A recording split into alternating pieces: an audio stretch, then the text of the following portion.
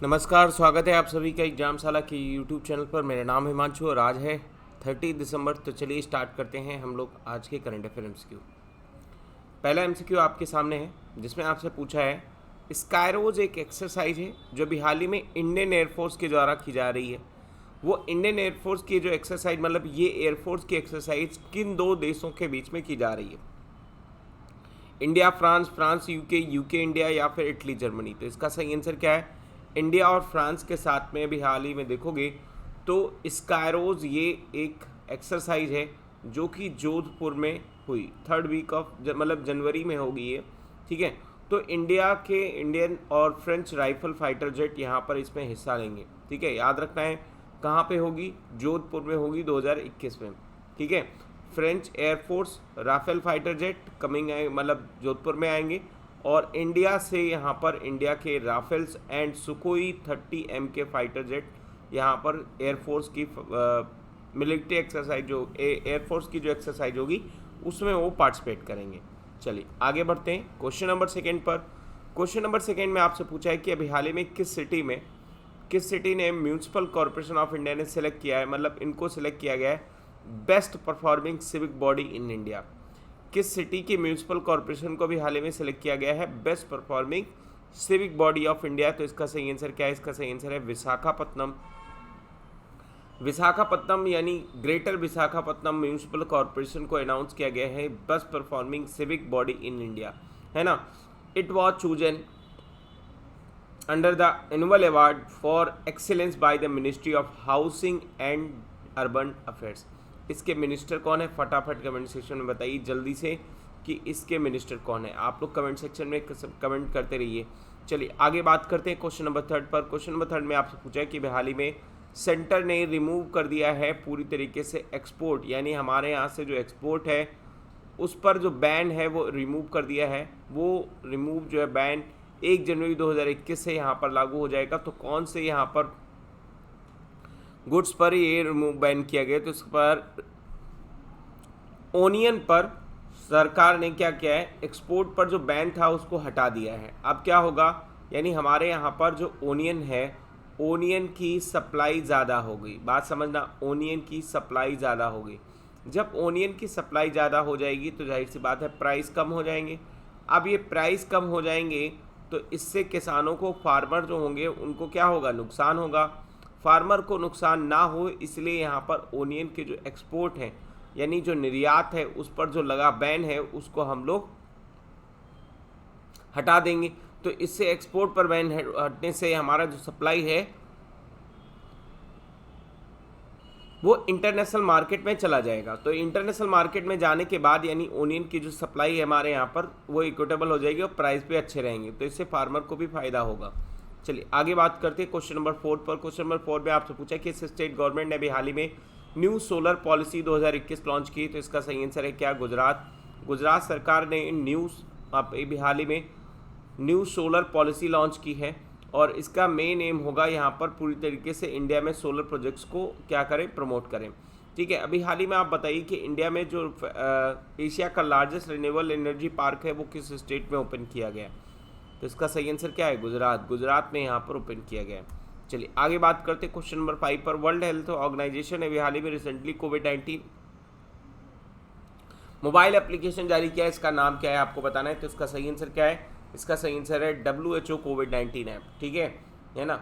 इस तरीके से इसमें क्या होगा, मोबाइल एप्लीकेशन होगा, ये WHO के द्वारा जारी किया गया है। इसमें पूरी तरीके से यहाँ पर आप इंफॉर्मेशन ले सकते हैं जो एक्सपर्ट्स के द्वारा अपडेट की जा रही है, जैसे इसके क्या डिजीज होते हैं, क्या सिम्टम्स होते हैं, किस तरीके से, है ना। जो भी रेगुलर्स यहाँ पर अपडेट आएंगी, नोटिफिकेशन आएंगी, इससे आप यहाँ पर इस ऐप के ज़रिए ट्रेस कर सकते हैं, ठीक है। तो ये चीज़ याद रखना है आपको। चलिए आगे बात करते हैं हम लोग नेक्स्ट क्वेश्चन पर। नेक्स्ट क्वेश्चन हमारा क्या है? क्वेश्चन नंबर 6 है हमारा। Union minister of earth and science doctor Harshvardhan ने रिसेंटली में भी हाल ही में इनॉग्रेट किया है मेट्रोलॉजिकल सेंटर्स, है ना। कहाँ पर मेट्रोलॉजिकल सेंटर इनॉग्रेट किया गया? तो इसको बताना है। इसका सही आंसर क्या है? लद्दाख। लद्दाख में भी हाल ही में union minister of earth science doctor Harshvardhan ने अभी हाल ही में रिसेंटली इनॉग्रेट किया है meteorological centres in union territory of Ladakh. ठीक है, ये क्या करेगा, यहाँ पर मेट्रोलॉजिकल सेंटर प्रोवाइड करेगा weather forecast for the region of strength the early warning system of weather forecasting in region. मतलब अभी भी आपको यहाँ पर याद होगा, जो लद्दाख का रीजन है वहाँ पर वेदर फॉरकास्टिंग करने के लिए ये यहाँ पर जो सेंटर है ये इनॉग्रेट किया गया है। चलिए आगे बात करते हैं क्वेश्चन नंबर 7 पर। क्वेश्चन नंबर 7 में आपसे पूछा है कि अभी हाल ही में INS किल्तान ये रिसेंटली अभी हाल ही में पहुंचा सिखोन कोलवी पोर्ट। ये कहाँ पर है, कौन से स्टेट कंट्री में, आपको बताना है, अंडर द मिशन ऑफ सागर। तो इसका सही आंसर क्या है, कंबोडिया। तो ये जो किल्तान है, INS किल्तान, ये सिर्फ इसलिए भेजा, डिलीवर किया गया 15 टन यानी 15 टन यहाँ पर अभी हाल ही में देखोगे humanitarian assistant of and disaster relief, यहाँ पर ये 15 टन भिजवाया गया किसको, कंबोडिया को, जिससे वहाँ पर फ्लड की जो समस्या है वो यहाँ पर दूर हो।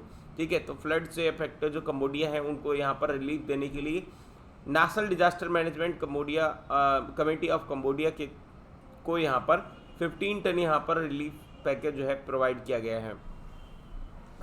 ठीक है, अभी हाल ही में इससे पहले मिशन सागर में रिसेंटली 15 टन का रिलीफ पैकेज अभी हाल ही में कौन सी कंट्री में गया है, तो वियतनाम में गया है। ये भी याद रखना है, कल परसों में मैंने डिस्कस किया था इसको। ठीक है, आगे बात करते हैं क्वेश्चन नंबर 8 पर। क्वेश्चन नंबर 8 में आपसे पूछा है कि भाई हाल ही में किस कंट्री ने 5 आइज नेटवर्क को ज्वाइन किया है और ये बन गया है 6 आई। तो इसका सही आंसर क्या है, जापान। जापान ने भी हाल ही में 5 आई नेटवर्क को ज्वाइन किया है। अब बन गए हैं इसमें कौन कौन सी country, Australia, Canada, Britain, US, New Zealand, Japan. ठीक है, इन्होंने भी हाल ही में ज्वाइन कर लिया है और यहाँ पर ये देखोगे 5 आई से 6th आई यहाँ पर बन गए हैं। तो ये 5 आई नेटवर्क किस लिए है, ये कोलैबोरेट करता है against the increasing threat by China and north Korea. ठीक है, यानी जो पैसिफिक रीजन है वहाँ पर। तो 5 आइज कंट्रीज यहाँ पर पार्टीज करती हैं मल्टीलेटरल UK USA एग्रीमेंट्स, है ना। It was a treaty joint corporation in single intelligence. ठीक है, यानी इनका इंटेलिजेंस जो होता है वो एक ही इंटेलिजेंस पे काम करते हैं। चलिए आगे बात करते हैं क्वेश्चन नंबर 9 पर। क्वेश्चन नंबर 9 में आपसे पूछा है कि आसाम गवर्नमेंट ने अभी हाल ही में रिसेंटली में यहाँ पर एक डिसीजन लिया है कि हम अपने यहाँ पर जो मदरसा है उनको कन्वर्ट कर देंगे स्कूल्स में। तो ये डिसीजन उनका कब से लागू होने वाला है, तो इसका सही आंसर क्या है, 2021 से यहाँ पर डिसीजन लागू होगा। जो स्टेट्स द्वारा वित्त पोषित मदरसा हैं इन सभी को स्कूल में कन्वर्ट कर दिया जाएगा फ्रॉम अप्रैल 2021। ठीक है, the bill is called Assam repealing bill 2020। आगे बात करते हैं क्वेश्चन नंबर 10 पर। क्वेश्चन नंबर 10 में आपसे पूछा है कि हाल ही में किस प्लेयर को player of the decade award या फिर जो है इसके साथ साथ में MS धोनी को अवार्ड दिया गया है spirit of cricket award of decade. तो इसके साथ में भी हाल ही में किसको अवार्ड मिला है, तो इसका सही आंसर है विराट कोहली। विराट कोहली को भी हाल ही में player of the decade award दिया गया है। उनके साथ साथ में 2 प्रेस्टिजियस अवार्ड मिले, एक पहला ICC का डिकेड ऑफ द ईयर, उसके बाद में sir Garfield Sobers award for ICC male cricketer for the decade ICC men's, यानी 2 अवार्ड मिले हैं ODI क्रिकेट फॉर डिकेड्स, मतलब ऑफ द डिकेड्स। तो यहाँ पर आप देखोगे कि ICC की तरफ से अवार्ड मिला और उसके बाद में सर गेरफील्ड सोबर्स अवार्ड मिला है विराट कोहली को। ठीक है, ये चीज़ याद रखना है।